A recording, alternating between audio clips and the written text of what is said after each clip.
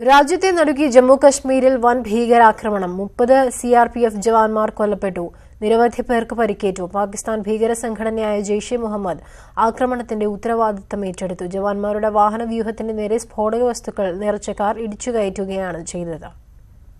പുൽവാമ ജില്ലയിലെ അവന്തിപുരയിൽ CRPF ജവാന്മാരുടെ വാഹനവ്യൂഹത്തിന് നേരെയായിരുന്നു ആക്രമണം. ജെയ്ഷെ മുഹമ്മദ് ചാവേർ അത്യുഗ്രശേഷിയുള്ള സ്ഫോടക വസ്തുക്കൾ നിറച്ച കാർ ഇടിച്ചു കയറ്റുകയായിരുന്നു. സ്ഫോടനത്തിൽ ഒരു സൈനിക വാഹനം പൂർണ്ണമായും തകർന്നു. പരിക്കേറ്റവരെ ശ്രീനഗറിലെ സൈനിക ആശുപത്രിയിൽ പ്രവേശിപ്പിച്ചിരിക്കുകയാണ്. സൈനികരിൽ പലരുടെയും നില ഗുരുതരമാണ്. 78 വാഹനങ്ങളിലായി 2500 സൈനികരാണ് സഞ്ചരിച്ചിരുന്നത്. പരിശീലനം കഴിഞ്ഞ സൈനികർ ജമ്മു ശ്രീനഗർ ദേശീയപാതയിലൂടെ സഞ്ചരിക്കവെയാണ് ആക്രമണം നടന്നത്. Jammu and Kashmir police has taken up the investigation and we have suffered damage to both men and our vehicles. All injured have been shifted to the hospital. At the site we are doing the post-blast analysis. All that is going to take some time. സ്ഫോടനത്തിന് ശേഷം സൈനിക വാഹനത്തിന് നേരെ ഭീകരർ വെടിയുതിർത്തതായി പ്രദേശവാസികൾ പറഞ്ഞു. ആഭ്യന്തരമന്ത്രി രാജ്നാഥ് സിംഗ് നാളെ കശ്മീരിലെത്തും. ഭീകരർക്കായുള്ള തെരച്ചിൽ തുടരുകയാണ്. സൈന്യം ഉടൻ തിരിച്ചടി നൽകുമെന്നും സൂചനയുണ്ട്. ന്യൂസ് 18 ഡൽഹി. വിവരങ്ങളുമായി KP അഭിലാഷ് ചേരുകയാണ്. അഭിലാഷ്, എന്താണ് നിലവിലെ സാഹചര്യം? അമീന, ചാവേർ ആക്രമണത്തിന്റെയും ഭീകരാക്രമണത്തിന്റെയും പശ്ചാത്തലത്തിൽ ഇപ്പോൾ ആഭ്യന്തര മന്ത്രാലയത്തിൽ ഉന്നത ഉദ്യോഗസ്ഥരുടെ അടിയന്തര യോഗം ചേർന്നുകൊണ്ടിരിക്കുകയാണ്. പ്രധാനമന്ത്രി വിഷയത്തിൽ പ്രതികരണം നടത്തിയിരിക്കുന്നു. രാജ്യം ഒന്നടങ്കം തോളോട് തോൾ ചേർന്ന് നിൽക്കേണ്ട സമയമാണ് ഇത് എന്നും കൊല്ലപ്പെട്ട സൈനികരുടെ കുടുംബത്തിന് ഒപ്പം നിൽക്കുന്നതായും ഇത്തരം ഭീകരാക്രമണങ്ങൾ അത്യന്തം നികൃഷ്ടമായ പ്രവൃത്തിയാണ് എന്നും അദ്ദേഹം പറയുകയുണ്ടായി. ആഭ്യന്തരമന്ത്രിയുമായി പ്രതിനിധികൾ ചർച്ച ചെയ്തതായും പ്രധാനമന്ത്രി വ്യക്തമാക്കുകയും ചെയ്തിരുന്നു. ഇപ്പോഴത്തെ സാഹചര്യത്തിൽ 250 കിലോയോളം RDX ഉപയോഗിച്ചുകൊണ്ടാണ് സ്ഫോടനം നടന്നത് എന്നാണ് CRPFന്റെ പ്രാഥമികമായ വിലയിരുത്തൽ. അത്യുഗ്ര സ്ഫോടക ശേഷിയാണ് ഉപയോഗിച്ചത് എന്നും ഇത് വളരെ ആസൂത്രിതമായി നടത്തിയ ആക്രമണമാണ് എന്ന തരത്തിലുള്ള പ്രാഥമിക വിലയിരുത്തലാണ് ഇപ്പോൾ CRPFന്റെ ഭാഗത്ത് നിന്നും ഉണ്ടാകുന്നത്. അതോടൊപ്പം 39 പേരാണ് ഈ അപകടത്തിൽ പൂർണ്ണമായും തകർന്ന സൈനിക വാഹനത്തിൽ 39 സൈനിക ഉദ്യോഗസ്ഥരാണ് സഞ്ചരിച്ചിരുന്നത്. ഈ 39 ഉദ്യോഗസ്ഥരുടെയും പേര് വിവരങ്ങൾ ഇപ്പോൾ പുറത്തുവിടുകയും ചെയ്തിട്ടുണ്ട്. പ്രാഥമികമായി ഈ വിവരങ്ങൾ പരിശോധിക്കുമ്പോൾ നമുക്ക് മലയാളികൾ ഈ വാഹനത്തിൽ ഉണ്ടായിരുന്നില്ല, മലയാളികളായ ഉദ്യോഗസ്ഥർ ഉണ്ടായിരുന്നില്ല എന്ന സൂചനയാണ് ലഭിക്കുന്നത്.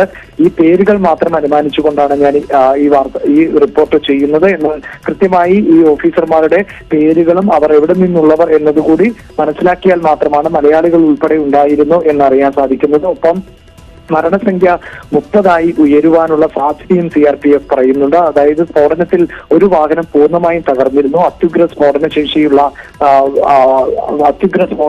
വസ്തുക്കളാണ് സ്ഫോടനത്തിന് വേണ്ടി ഉപയോഗിച്ചത്. അതുകൊണ്ട് തന്നെ ചികിത്സയിലുള്ളവരുടെ ആരോഗ്യനില അതീവ ഗുരുതരമാണ്. 30 മരണസംഖ്യ ഉയരുവാനുള്ള സാധ്യതയും കാണുന്നുണ്ട്. അത്തരത്തിൽ ഏറ്റവും പ്രധാനപ്പെട്ട കേന്ദ്രങ്ങളിൽ എല്ലാം തന്നെ തിരക്കിട്ട ചർച്ചകളാണ് നടക്കുന്നത്. CRPFന്റെ DG നാളെ തന്നെ ജമ്മു കാശ്മീരിലെത്തും. ആഭ്യന്തരമന്ത്രി നാളെ ജമ്മു കാശ്മീരിലെത്തും. മറ്റു ചില ഔദ്യോഗിക പരിപാടികളടക്കം അദ്ദേഹം മാറ്റിവെക്കുകയും ചെയ്തിട്ടുണ്ട്. ആഭ്യന്തര മന്ത്രാലയത്തിൽ ഇപ്പോൾ അടിയന്തരമായി യോഗം ചേർന്നുകൊണ്ടിരിക്കുകയാണ്. അമീന. അഭിലാഷ്, ആഭ്യന്തര മന്ത്രാലയം യോഗം ചേരുകയാണ്. അവരുടെ ഒരു പ്രതികരണം ഇതിനുശേഷം പ്രതീക്ഷിക്കുന്നുണ്ടോ? ഉന്നത സൈനിക വൃത്തങ്ങളുടെ ഭാഗത്തു നിന്നും എന്തെങ്കിലും തരത്തിലുള്ള പ്രതികരണങ്ങൾ ലഭ്യമായിട്ടുണ്ടോ?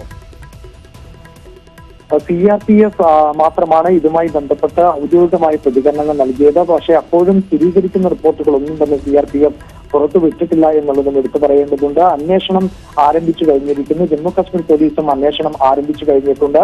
ഭീകരർക്ക് വേണ്ടിയുള്ള തിരച്ചിൽ ശക്തമായിട്ടുണ്ട്. ഈ അപകടത്തെ സംബന്ധിച്ച്, അപകടത്തിൽ പരിക്കേറ്റവരുടെ നിലയെ സംബന്ധിച്ചോ മരണസംഖ്യ സംബന്ധിച്ചോ കൃത്യമായൊരു സ്ഥിരീകരണത്തിന് ഇപ്പോഴും CRPF തയ്യാറായിട്ടുമില്ല. എന്നാൽ 30 പേരുടെ മരണത്തിനായി 30 മരണസംഖ്യ ഉയർന്നേക്കുമെന്ന സൂചന മാത്രമാണ് CRPF നൽകുന്നത്. ഒപ്പം ഈ 39 പേർ, വാഹനത്തിൽ സഞ്ചരിച്ചിരുന്ന 39 പേരുടെ പേര് വിവരങ്ങൾ ഉൾപ്പെടെയുള്ളവ ഇപ്പോൾ പുറത്തുവിടുകയും ചെയ്തിട്ടുണ്ട്.